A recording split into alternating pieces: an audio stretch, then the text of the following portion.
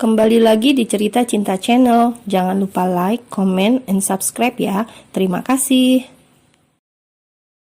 Nanti aku pulang terlambat, jangan menungguku, pamit pria itu pada istrinya. Vivi mengiyakan.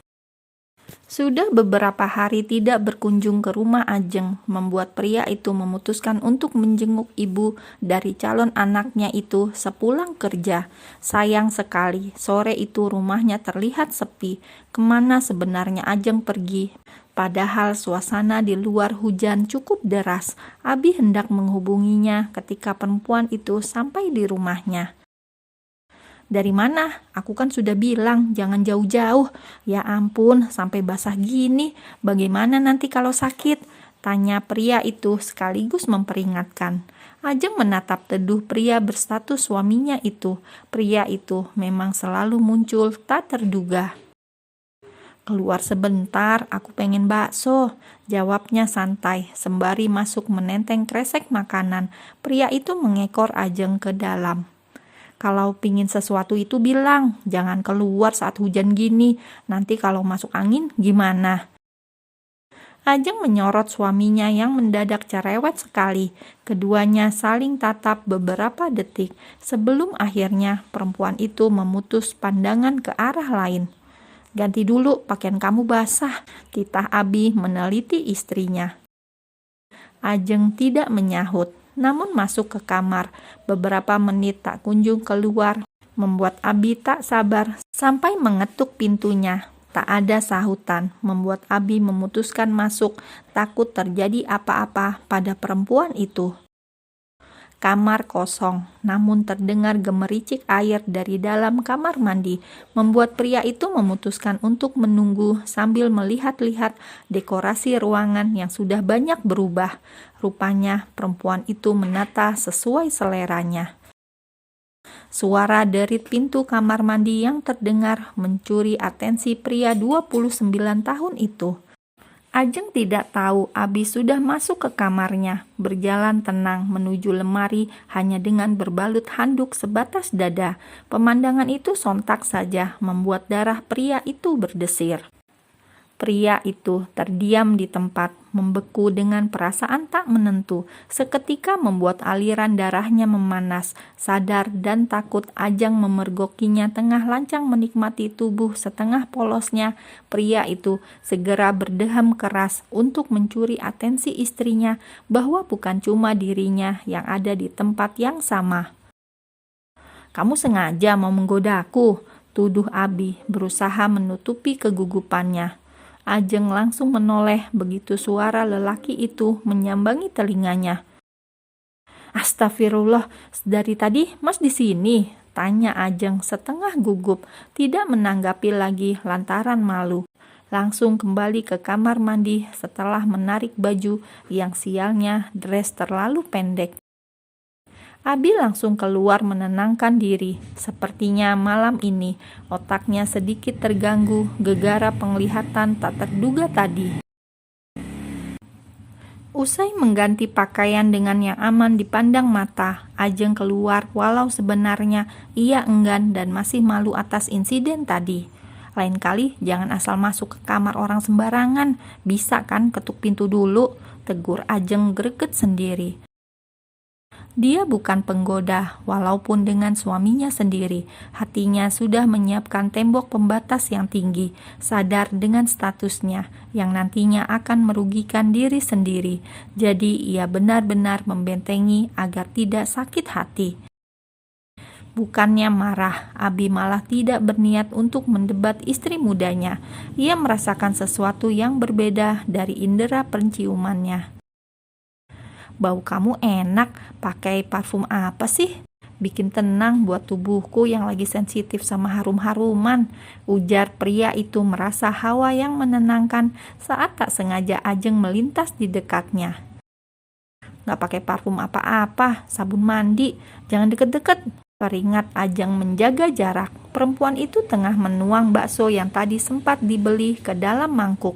Hujan-hujan begini, sangat cocok makanan berkuah itu disantap. Kapan check up ke dokter? Biar aku meluangkan waktuku untuk ikut melihat perkembangannya.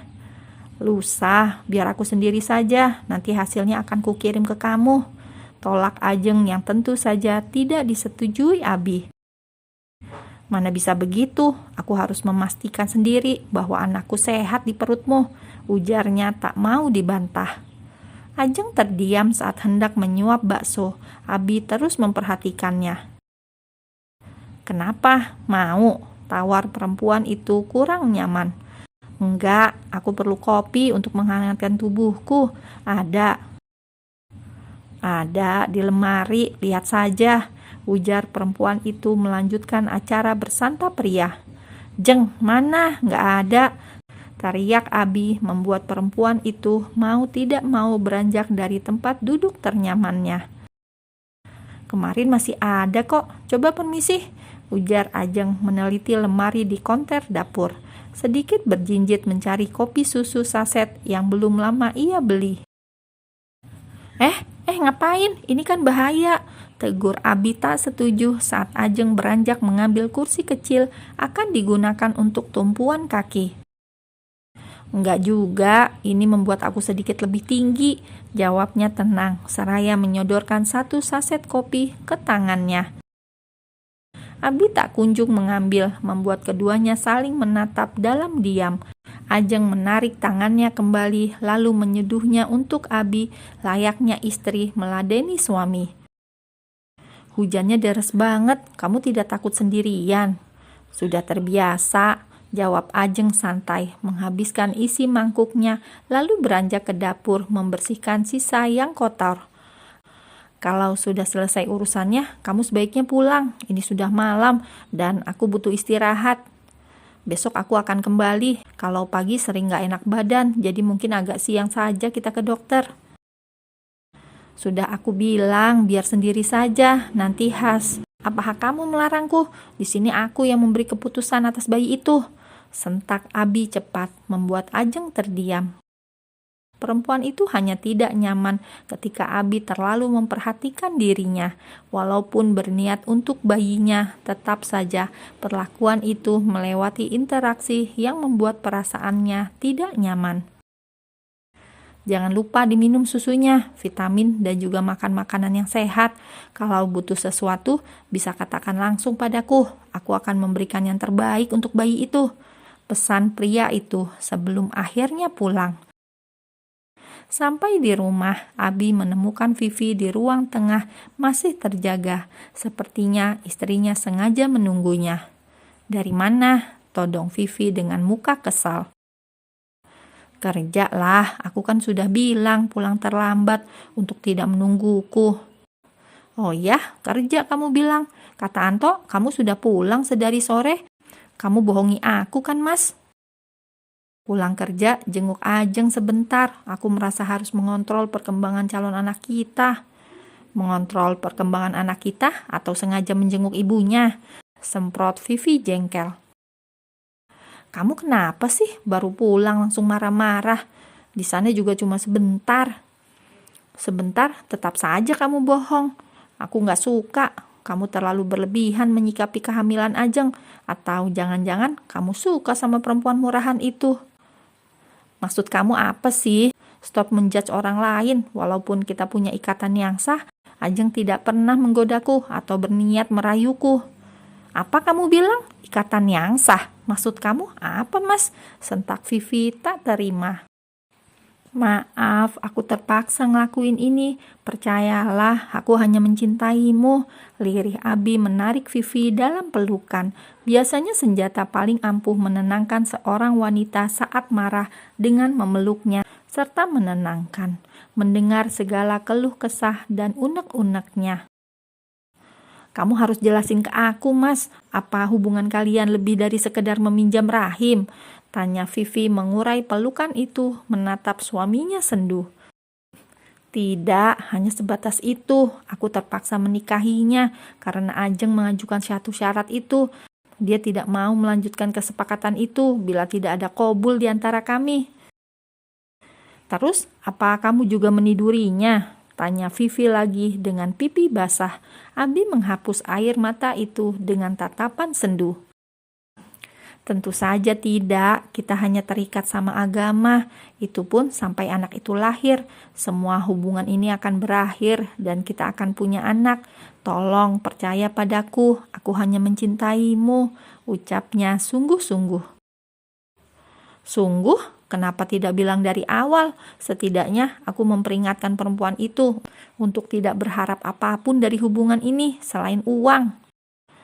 Jangan khawatir, dia pencinta uang. Hubungan ini sampai ajeng melahirkan saja. Kuharap kamu bisa bersabar. Aku tetap saja kesal. Itu artinya selama 9 bulan berjalan, aku bukanlah istri satu-satunya.